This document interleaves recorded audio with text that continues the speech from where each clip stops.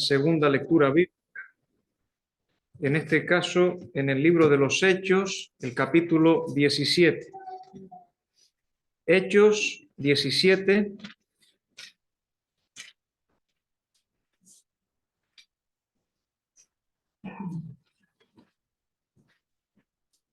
Desde los versículos 16 al 21. Hechos 17, versículos 16 al 21.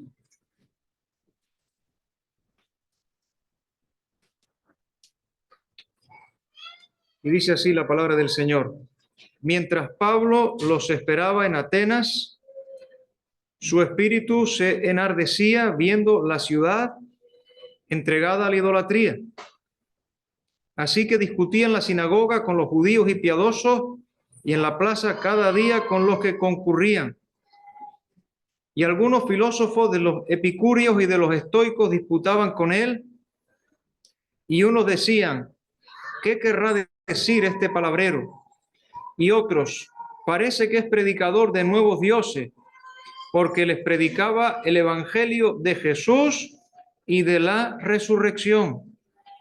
Y tomándole, le trajeron al Areópago diciendo: ¿podremos saber qué es esta nueva enseñanza de que hablas?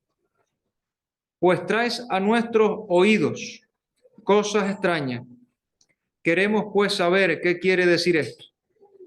Porque todos los atenienses y los extranjeros residentes allí en ninguna otra cosa se interesaban sino en decir o en oír algo nuevo. Hasta aquí la lectura. Que el Señor bendiga su palabra. Y quisiera iniciar en esta tarde mencionando una anécdota. Quizá muchos aquí ya la conozcan.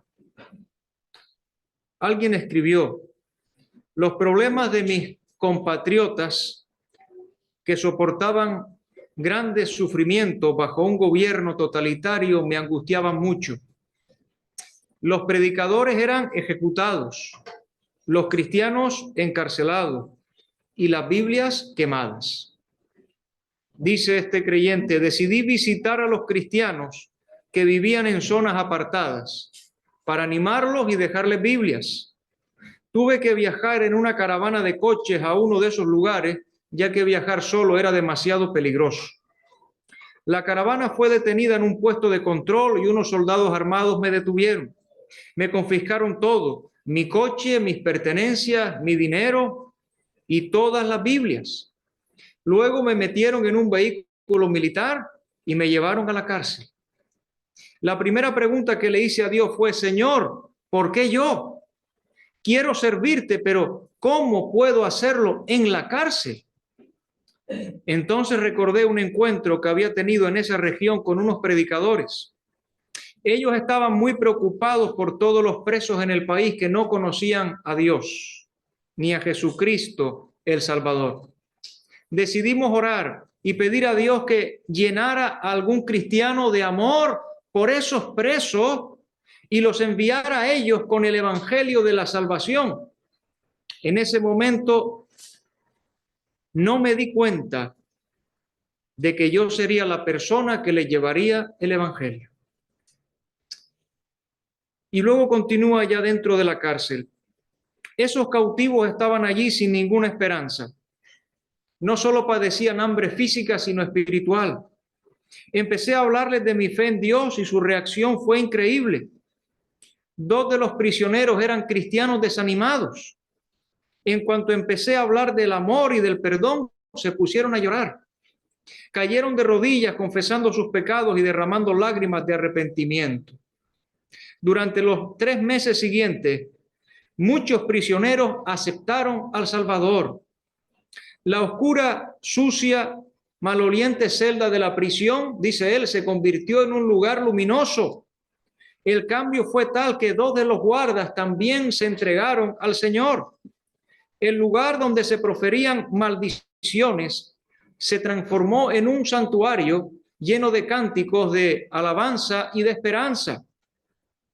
Y termina el hermano diciendo: todos podemos dar fruto en el lugar donde estemos, para la gloria de Dios y para la salvación de los demás. Y ese es el tema que en esta tarde quisiera hablar con ustedes. ¿Cómo llevar a otros el evangelio?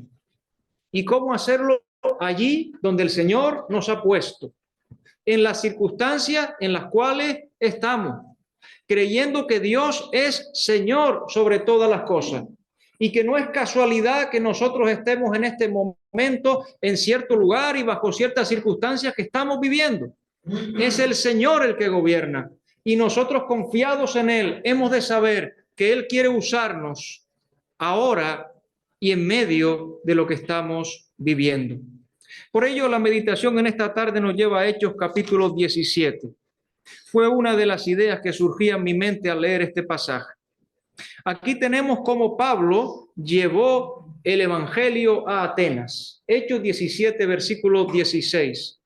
Comienza diciendo: mientras Pablo los esperaba en Atenas. Vamos a retroceder hasta los versículos 13 al 15 para notar a quiénes se refiere que esperaba y por qué les esperaba allí. Hechos 17, 13 al 15. Cuando los judíos de Tesalónica supieron que también en Berea era anunciada la palabra de Dios por Pablo, fueron allá y también alborotaron a las multitudes.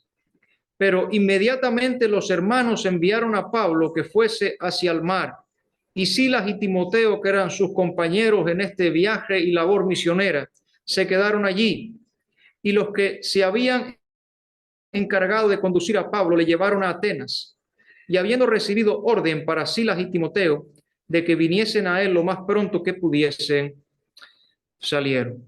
Así que Pablo tiene que salir de Berea con rapidez en este viaje misionero. Habían pasado por Tesalónica. En Tesalónica había habido conversiones, pero se había suscitado una fuerte oposición de parte de los judíos que no creían y habían tenido que salir de Tesalónica. De Tesalónica pasan a Berea, y en Berea se nos dice aún que los que estaban ahí eran más nobles que los de Tesalónica, porque escudriñaban cada día las escrituras con solicitud para ver si estas cosas que Pablo les predicaba eran así. Y allí también hubo conversiones en Berea. Pero es que desde Tesalónica, aquellos que estaban opuestos viajaron, y se dice que el viaje era de unos 95 kilómetros, y soliviantaron a las multitudes aún en Berea. Y Pablo tiene que salir rápidamente, tiene que abandonar pronto y llegar hasta Atenas, donde se encuentra ahora solo y no con sus colaboradores, con Silas y con Timoteo. Alguien decía, llamó mi atención, esa preocupación de aquellos opositores que hicieron 95 kilómetros para impedir la predicación del evangelio. Alguien decía, nosotros tendríamos ese celo de hacer un recorrido inmediato de 95 kilómetros de hoy para mañana para anunciar el evangelio. ¿Cuán bueno sería? Fíjense lo que ocurre aquí. Y tenemos entonces que Pablo dice, en espera. Pablo los esperaba reencontrarse con sus colaboradores. Está en espera, pero no está en desesperación.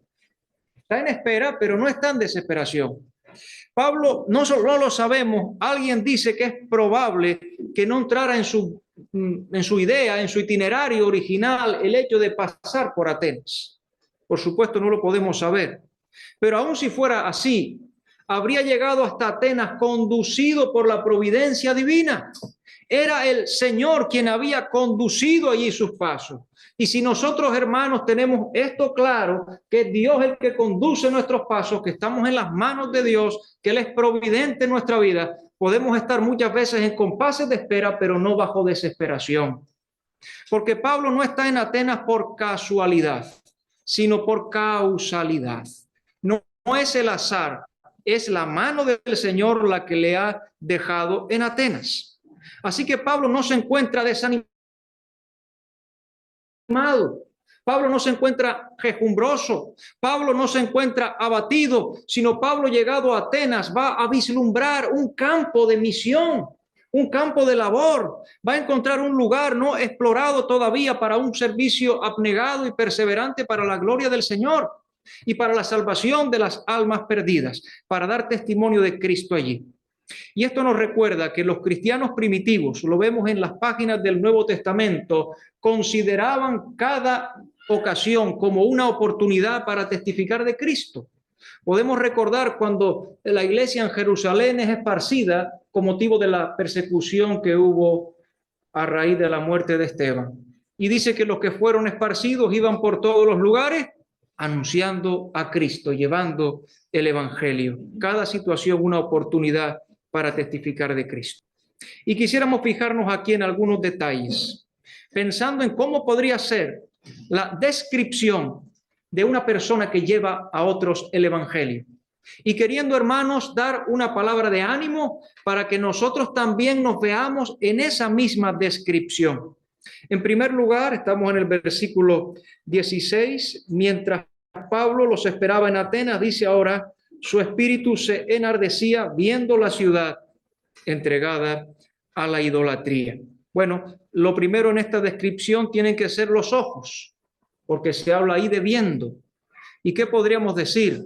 Que en la evangelización personal, en la evangelización bíblica correcta, es necesario tener unos ojos que ven.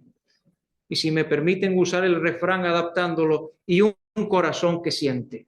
Es necesario tener unos ojos que ven y un corazón que siente.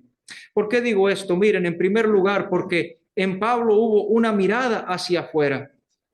Pablo encontró, dice, él vio la ciudad entregada a la idolatría, o lo que es lo mismo, una ciudad que estaba cubierta o que estaba llena de ídolos.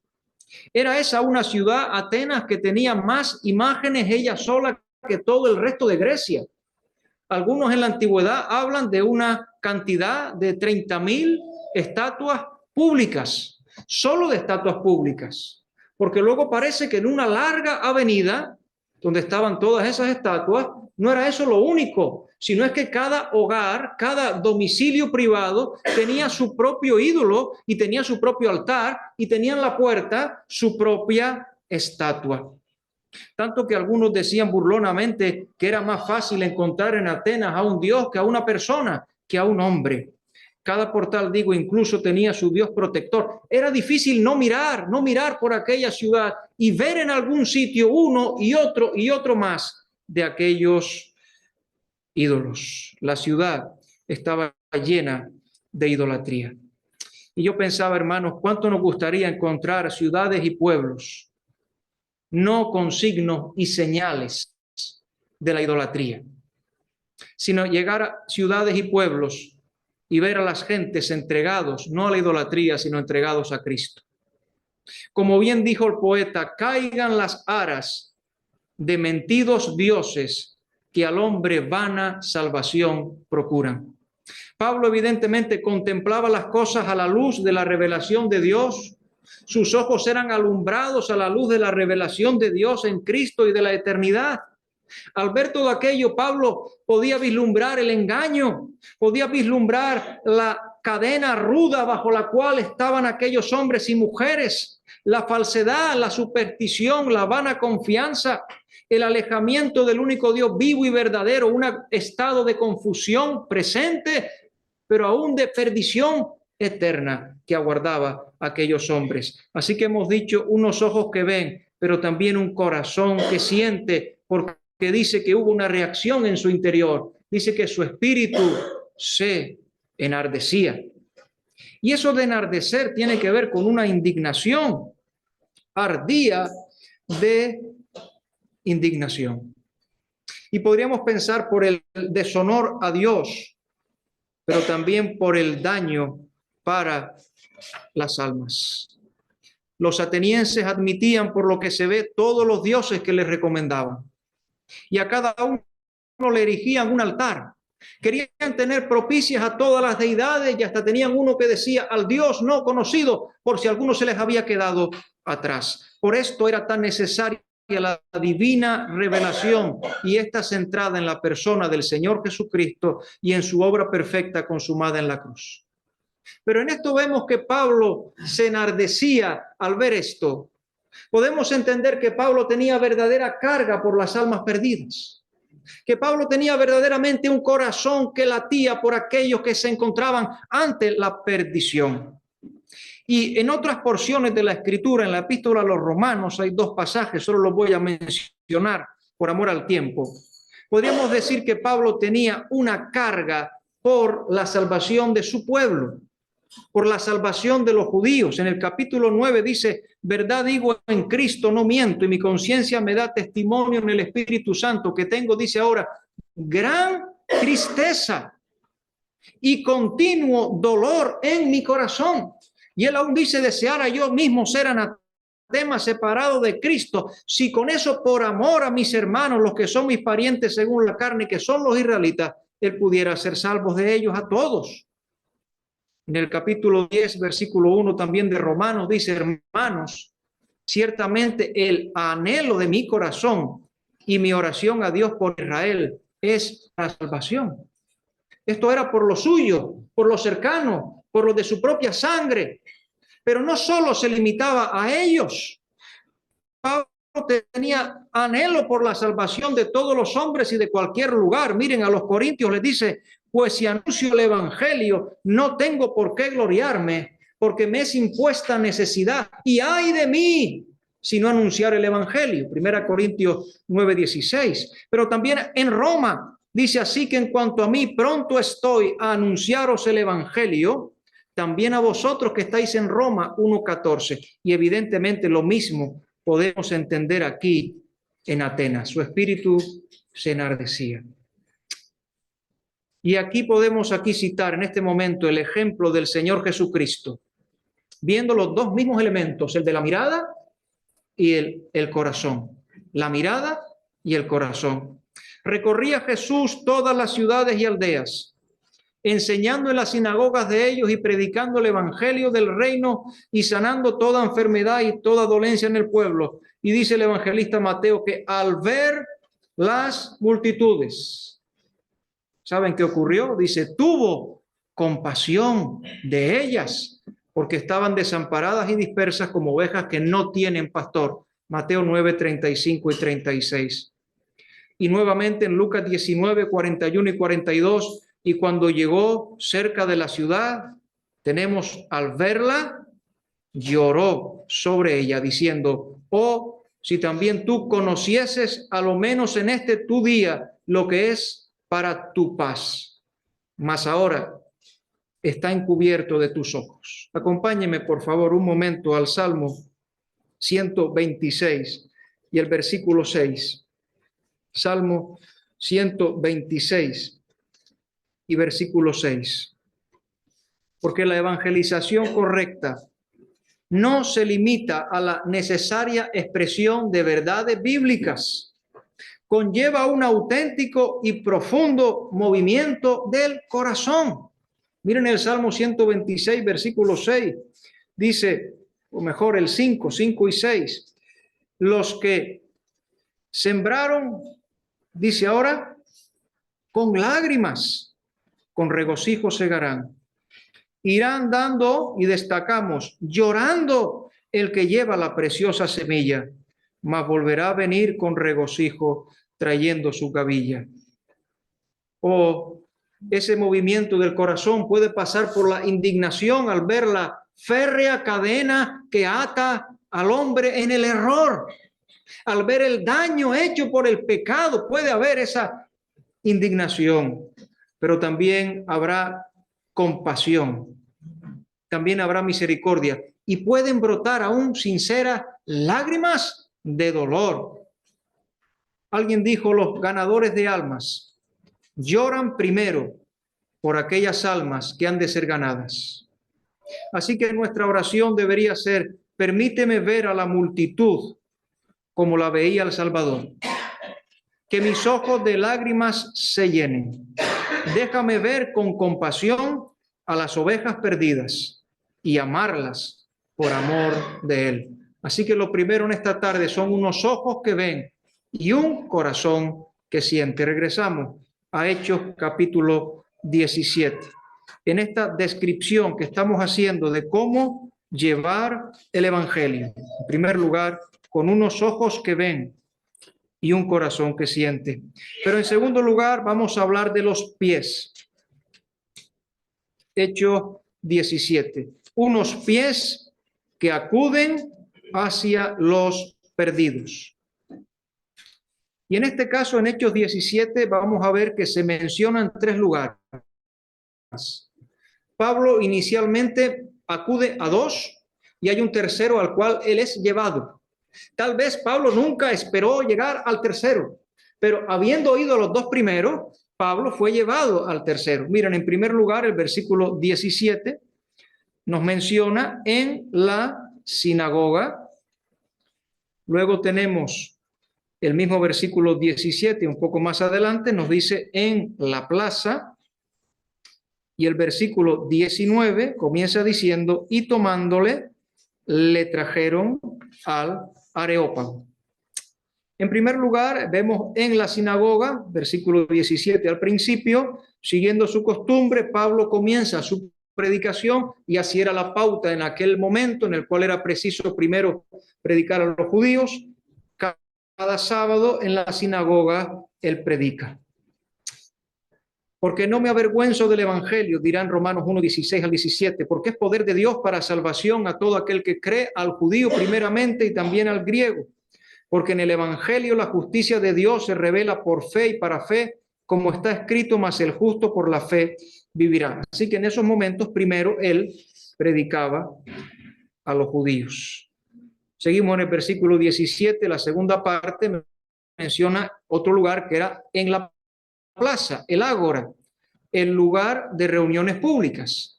Así que los sábados en la sinagoga, el resto de días Pablo hablaba con los que se encontraban en la plaza o plaza mayor. Era un mercado, era una plaza central, era un centro de actividad civil y comercial, a la vez el lugar donde se intercambiaba información, noticias e incluso ideas y pensamientos.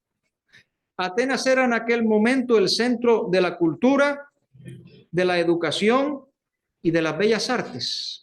Y allí en aquel ágora, en aquella plaza, se hablaba de filosofía, de poesía, de política, de religión, de todo y de cualquier cosa. Era Atenas entonces un emporio de cultura y el que quería aprender iba a Atenas, pero Pablo no fue a aprender, Pablo fue a enseñar y fue a dar el mensaje de la verdad. Y decía que el tercer lugar fue el Areópago. El versículo 19 al comienzo nos habla de que le llevaron allí, y ya en el versículo 22, en la segunda parte, podemos ver a Pablo en medio del Areópago. La Suprema Corte de Atenas, que se reunía en la colina de ese nombre, la colina de Marte o el Areópago, para dictar su fallo. Se dice que todavía labrados en roca se pueden ver los asientos de los jueces y de los otros funcionarios. Pablo no fue llevado ante aquella corte por alguna acusación, ni hubo ningún juicio en contra de Pablo. Pablo fue llevado allí para ser oído en cuanto a lo que él estaba predicando, para ser oído acerca de su enseñanza. Estamos diciendo unos pies que acudan a donde están los perdidos.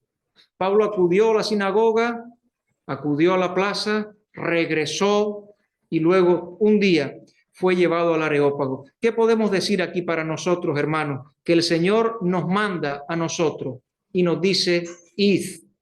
Nos manda a acudir a las almas perdidas. ¿Esa no es acaso la gran comisión? Mateo 28, por tanto, ¿qué dice? Id y haced discípulos a todas las naciones, bautizándolos en el nombre del Padre y del Hijo y del Espíritu Santo. Mateo 28, 19. ¿No es acaso lo que dice Marcos 16, 15? Y les dijo, ¿cómo empieza esa gran comisión en Marcos? Id por todo el mundo y predicad el evangelio a toda criatura. Y aún en una parábola que nos sirve de ilustración, en la llamada parábola de las bodas, el llamado es el siguiente: id pues a las salidas de los caminos y llamad a cuantos halléis. Así, amados hermanos, nuestros pies serán hermosos al cumplir con la comisión recibida. Dios es aquel que nos envía, nosotros los enviados. ¿Y qué hacemos a este respecto? Nuestro privilegio y aún responsabilidad es acudir, es movilizarnos, es ir hacia un mundo perdido y agonizante. Y que nosotros podamos entrar en esa descripción. Es una descripción del profeta Isaías para hablar del Mesías inicialmente.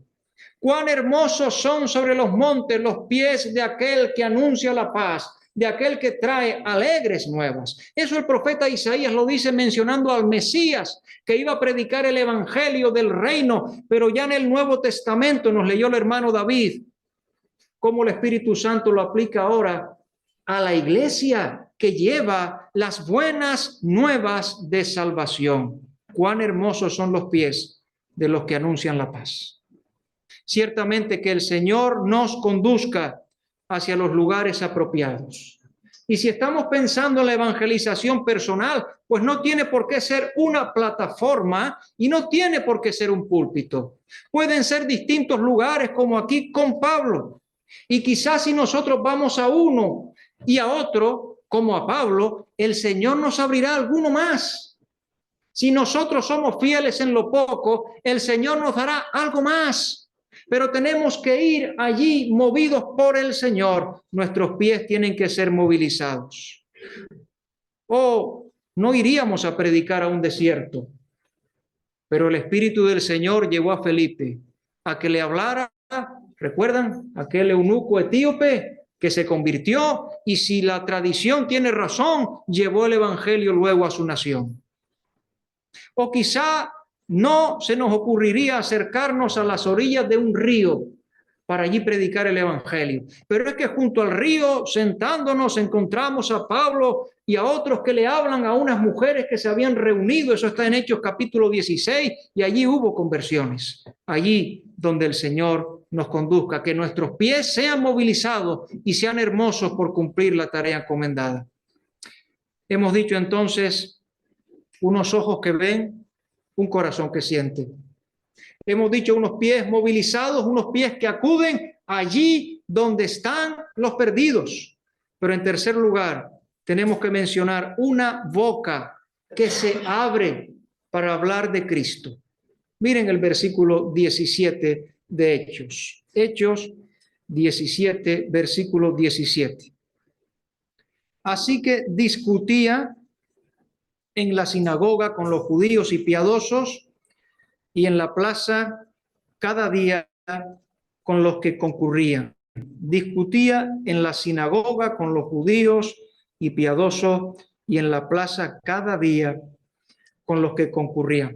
Vamos a notar aquí que hay diferentes verbos. El primer verbo aparece aquí en el versículo 17, es discutir. Y podemos notar que en las dos ocasiones anteriores, tanto en Tesalónica como en Corinto, se emplea el mismo verbo. Vamos a leerlo. Hechos 17 del 1 al 3, referido a Tesalónica. Pasando por Anfípolis y Apolonia, llegaron a Tesalónica, donde había una sinagoga de los judíos.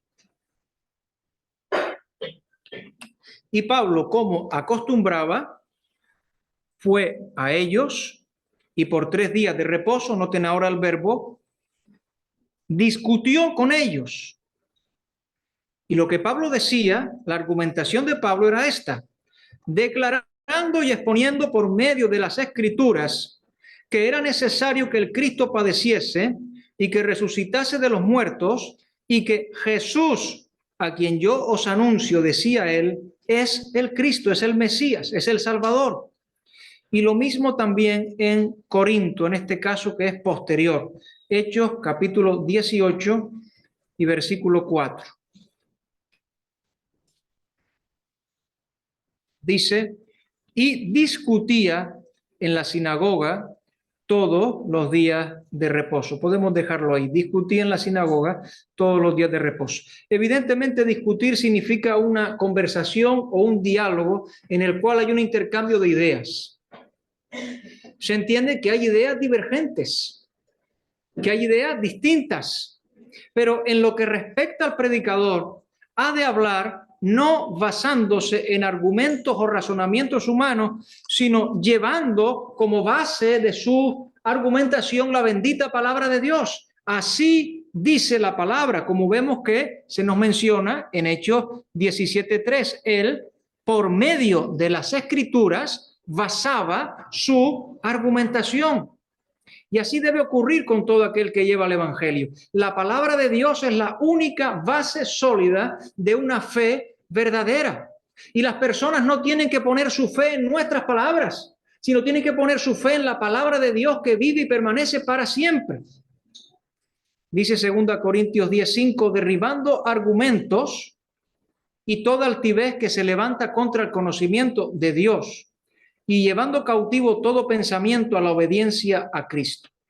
Y evidentemente debe haber firmeza en tal discusión, pero también humildad. Debe haber firmeza en las convicciones, pero humildad en la manera de presentarlas, en la forma de hablar, entendiendo que se puede ganar una discusión, pero perder un alma.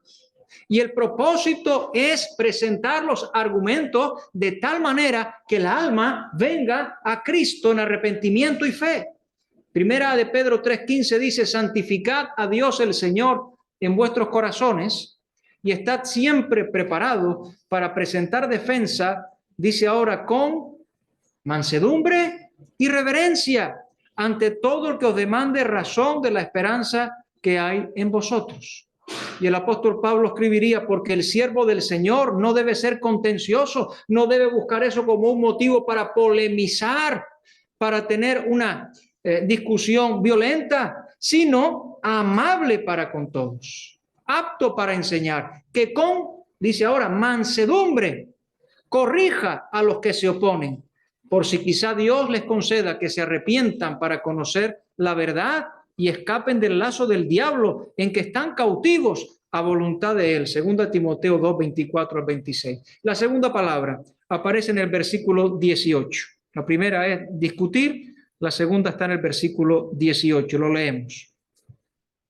Y algunos filósofos de los epicúreos y de los estoicos disputaban con él, y unos decían, ¿qué querrá decir este palabrero?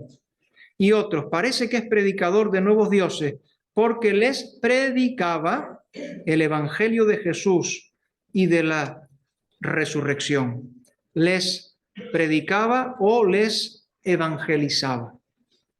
Les contaba acerca de la persona del Señor Jesús. Vamos a leer 1 Corintios 15, acompáñenme por favor, los versículos del 1 al 4.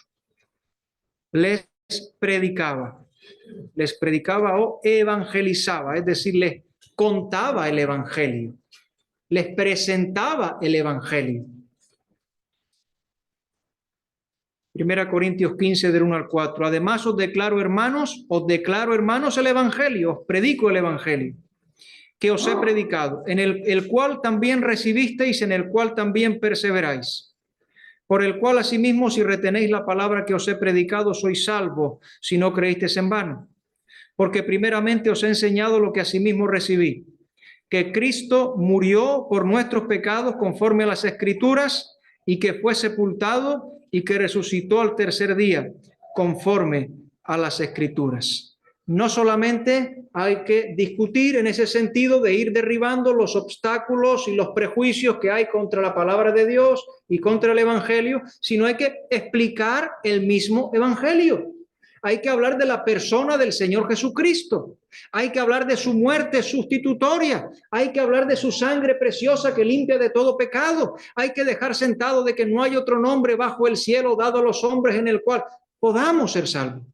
Y el pasaje dice algo más en Hechos 17. Nos dice que es el evangelio de Jesús y de la resurrección. Predicaba, evangelizaba, anunciaba el evangelio de Jesús y de la resurrección. No solamente que él murió, sino que se levantó con poder al tercer día de la tumba. Que la obra de Cristo fue completada en la cruz y validada por el Padre a través de la resurrección. Que fue declarado Hijo de Dios con poder, según el Espíritu de Santidad por la resurrección de entre los muertos, Romanos 1:4. Que el cristiano cuando habla del Evangelio está presentando una esperanza viva por la resurrección de Jesucristo de los muertos. Por aquel que dijo, porque yo vivo, vosotros también viviréis. Juan 14:19. Aquel que es un poderoso Salvador, es un poderoso Salvador porque es un Salvador vivo. Dice en la epístola a los Hebreos 7:25, puede también salvar perpetuamente a los que por él se acercan a Dios, viviendo siempre para interceder por ellos. Y hay una tercera palabra que está en el versículo 23. Tenemos discutir, tenemos predicar, y que eso tiene que ver con el evangelio. Y el versículo 23, porque pasando y mirando vuestros santuarios, hallé también un altar en el cual estaba esta inscripción: al Dios no conocido, al que vosotros adoráis pues sin conocerle, es a quien yo os anuncio. Y esa palabra tiene que ver con proclamar o con dar a conocer de manera pública. Proclamar o dar a conocer de manera pública. Hemos de continuar algo más. En cuarto lugar, ¿qué es también necesario al llevar el evangelio? Miren, unos oídos atentos que escucharán distintas reacciones. Unos oídos atentos que escucharán distintas reacciones y que debemos esperar distintas reacciones. Y que aún debemos esperar en Dios confiados cuando tengamos cualquiera de estas reacciones. Miren, versículo 18. En primer lugar, aquí hubo actitudes de desprecio personal. Versículo 18 de Hechos 17. Y algunos de los filósofos de los epicúreos y de los estoicos disputaban con él. Y unos, una parte, algunos decían, miren lo que decían, ¿qué querrá decir este palabrero? Esa era una expresión de desprecio personal, un comentario descriptivo acerca de Pablo que el apóstol escuchó. La palabra palabrero era literalmente un recolector de semillas y se usaba inicialmente para describir a un ave, quizá un grajo, saltando de un lado para otro en busca de semillas que casualmente pudiera encontrar. Un autor griego lo empleó para hablar de un hombre que deambulaba por el mercado, que deambulaba por la plaza, que deambulaba por el ágora, recogiendo trozos de comida caídos de los carros y juntando esos trozos de comida. Y así lo aplicó a meros retóricos y plagiarios que recogían fragmentos de sabiduría de otros. De tal manera que se querría dar a entender algo así como que Pablo hablaba mucho. De ahí palabrero, charlatán, que hablaba mucho, pero pensaban que no tenía ni ton ni son lo que él estaba diciendo. Es decir, era una verdadera ridiculización. ¿Y acaso nosotros no sabemos que el Señor Jesús tantas veces fue también menospreciado, fue ridiculizado, su mensaje fue tenido en poco? ¿Qué esperamos nosotros oír cuando llevemos el Evangelio? Algo más, versículo 19. El versículo 19 nos habla de preguntas con cortesía. Y tomándole, le trajeron al Areópago diciendo, ¿podremos saber qué es esta nueva enseñanza de que hablas? Aunque algunos piensan que pudiera haber ironía o sarcasmo en las expresiones nueva enseñanza, la construcción general parece darnos a entender que aquí hubo una pregunta educada. ¿Podríamos saber, podríamos entender, podría usted explicarnos con más detalle? También eso lo podremos encontrar. Versículos 20 al 21.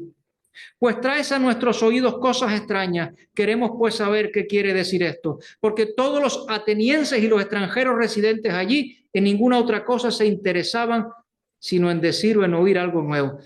Y esto nos lleva a pensar en palabras de curiosidad. Hay personas también que les hablamos del Señor y sienten una cierta curiosidad. A ver qué es eso. Cuéntame. Tal vez no tienen un profundo interés por saber, pero tienen curiosidad por escuchar. También lo vamos a encontrar. Pero ahora hemos de avanzar un poco más y vamos a llegar hasta el versículo 32, aunque está fuera de nuestro pasaje, pero hay algo más que podremos escuchar. Versículo 32. Pero cuando oyeron lo de la resurrección de los muertos, dice, unos se burlaban. Y aquí Pablo estaba ya en el Areópago y probablemente Pablo no había terminado su mensaje. Quizá fuese interrumpido por el escarnio de los que se burlaban. Se burlaron de la verdad bíblica, de la resurrección de los muertos. Algo más, hemos de avanzar porque ya estamos luchando contra el reloj. Sigue diciendo el versículo 32, luego de unos se burlaban, otros decían, ya te oiremos acerca de esto otra vez. Miren qué triste. Ya te oiremos acerca de esto otra vez. Pero parece que en esto hubo una cierta simpatía. Parece que en esto hubo alguna medida de aceptación, de comprensión. Pero dicen ya, otra vez te oiremos. Así que aquí hay palabras de dilación, palabras de postergación. Consideraron que hoy no era el momento propicio para adherirse a Cristo. No dijeron nunca, dijeron no ahora. Y es muy triste porque estas personas perdieron aquella oportunidad. No sabemos cuánto tiempo Pablo pasó en Atenas, pero no regresó más a Atenas. No volvieron a tener delante aquel anunciador del evangelio para hablarles de esta manera y quizá para después quedarse con él y hacerle todas las preguntas que necesitasen. Algunos dicen cuando se les habla el evangelio, vuelve otro día, ya en otra ocasión. Y hasta algunos hemos visto que dicen, vuelve tal día, y al llegar ese día dicen, no, es que hoy tampoco puedo. ¿Pero cuándo? La Escritura dice, no sabéis lo que será mañana. Y nos pregunta, ¿qué es vuestra vida? Ciertamente es neblina que se aparece por un poco de tiempo y luego se desvanece. Como aquel predicador que anunciando el evangelio dijo, bueno, la próxima semana voy a invitar a las almas a venir a Cristo. Terminó su mensaje y la siguiente semana iba a ser una invitación. Y aquella semana hubo un gran incendio en la ciudad de San Francisco donde él se encontraba. Y arrasó y murieron miles y miles de personas.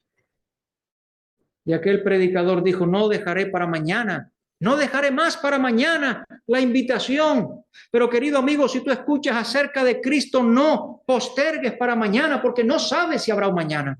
El tiempo aceptable es hoy para venir a Cristo. Y esto es lo último que podremos escuchar, versículo 34. Mas algunos creyeron, juntándose con él, entre los cuales estaba Dionisio el Areópagita, una mujer llamada Dámaris y otros con ellos. No sabemos cuáles fueron las palabras exactas.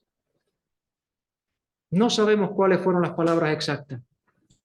Pero sí que hubo personas que confesaron en aquella ocasión el nombre de Cristo.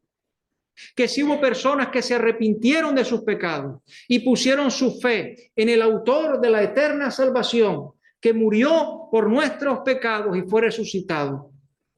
Algunos creyeron. Y qué hermoso. Escucharon con interés, se unieron al apóstol, seguramente recibieron más instrucción y así creyeron. Y miren, Dionisio el Areópagita, es decir, uno de los miembros del tribunal del Areópago. Parece que había unos 12 jueces, en el Areópago. ¿Saben qué? Uno de ellos se entregó a Cristo, Dionisio. ¡Qué bendición! También una mujer llamada Dámaris, y dice otros con ellos, cuyos nombres no sabemos, pero sí que están escritos en el libro de la vida. Querido amigo, hemos hablado a los creyentes especialmente para dar una palabra de ánimo en cuanto a la evangelización. ¿Creerás tú hoy en el Señor Jesucristo?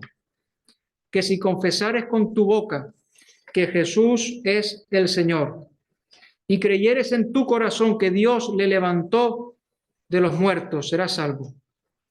Porque con el corazón se cree para justicia, pero con la boca se confiesa para salvación. Romanos 10, 9 y 10. Termino con una anécdota. Podría haber sido cristiano antes. Un joven había trabajado durante años con un compañero al que nunca le había hablado del evangelio, ni tan siquiera le había dado a conocer su condición de cristiano. Años más tarde lo encontró en una reunión conjunta de varias iglesias. Se sorprendió al verle allí, y se saludaron con gran alegría, con verdadera satisfacción. El compañero al que no le había jamás dicho nada, acababa de convertirse y le dijo: yo podría haber sido cristiano desde hace mucho más tiempo si tú me hubieses hablado. Oh, el joven cristiano se sintió gozoso pero abochornado por su falta de decisión para hablarle de Cristo, al suponer que su amigo no habría hecho caso de su testimonio o se habría burlado de él. ¿Por qué? ¿Por qué no compartir el tesoro que posees? En mi pueblo vivía un hombre de 90 años, escribe otro creyente, que era un libro de historia del país. En su juventud había trabajado en varios oficios que ya no se practican, había sido secretario de la alcaldía, había creado sucursales sociales y bancarias, era el mejor cazador de la región, cazando con conocimiento de la zona y de la casa. Me agradó mucho conocerlo, nunca me habría cansado de hacerle preguntas, pero un día sentí remordimiento y me dije a mí mismo: disfrutas ampliamente los conocimientos y la experiencia de este anciano, pero nunca le compartes el tesoro que posees. Al darme cuenta de esta ingratitud, le regalé un Nuevo Testamento. El anciano lo leyó con interés y recibió gozoso al Señor Jesús como su Salvador. Tuvo que esperar 90 años para que el amor de Dios llegara a su corazón. Fue salvado de última hora. Su vida terrenal terminó poco después de esta lectura. ¿Por qué, amados hermanos, no compartimos el tesoro que poseemos? Que el Señor nos bendiga con su palabra. Amén. Amén.